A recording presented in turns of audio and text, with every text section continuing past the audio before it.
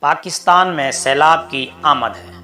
بستیوں کی بستیاں، شہروں کے شہر اور دیہاتوں کے دیہات پانی کی نظر ہو گئے۔ لاکھوں لوگ بھوک و افلاس سے مر رہے ہیں۔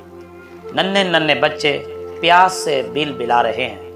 خواتین بے حجاب کھلے آسمان تلے سڑکوں پر پڑی ہیں۔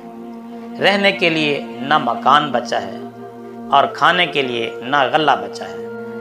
فوت ہونے والوں کے لیے نہ کفن ہے، نہ جگہ برائے دفن ہے۔ مرنے والوں کی نعشیں دریائی جانور نوچ نوچ کر کھا رہے ہیں، تو دوسری طرف سوشل میڈیا پر اشتہارات آ رہے ہیں کہ آپ عمرہ کی تیاری کریں۔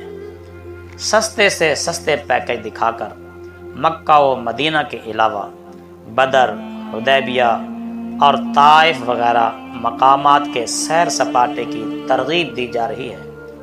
مانا کہ عمرہ ایک سعادت ہے، لیکن مسلمانوں کو ڈوبتا ہوا چھوڑ کر، ان کے لاشیں بے گور و کفن چھوڑ کر، ان کی لاشوں کو مٹی کے تودوں تلے دبا ہوا چھوڑ کر، ان کو بھوک و افلاس میں تڑپتا ہوا چھوڑ کر، ان کی لاشوں کو پانی پر تیرتا ہوا چھوڑ کر عمرے کے لیے نکل جانا ایک سوالیہ نشان تو ہے نا۔ اگر وہاں عمرہ زائرین سے رسول کریم صلی اللہ علیہ وآلہ وسلم نے اتنا پوچھ لیا کہ میرے غلاموں بتاؤ تمہارے ڈوبتے وطن کا کیا بنا، میری امت کے بے گور و کفن لاشوں کا کیا بنا؟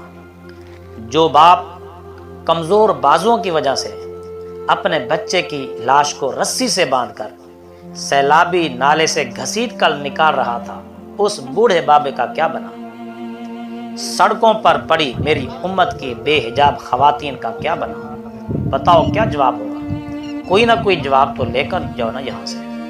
مانا کہ عمرہ ایک سعادت ہے، لیکن کسی کی جان بچانا اس سے بھی بڑی سعادت ہے۔ اللہ کا فرمان ہے وَمَنْ أَحْيَاهَا فَكَأَنَّمَا أَحْيَا النَّاسَ جَمِيعًا۔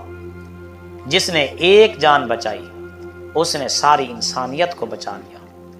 آگے بڑھیں، کوئی ایک جان بچا لیں، ہو سکتا ہے اسی وجہ سے آپ کا عمرہ قبول ہو جائے اور آئندہ ایک عمرے کی بجائے حج کی بھی سعادت مل جائے اور کئی عمروں کی بھی سعادت مل جائے۔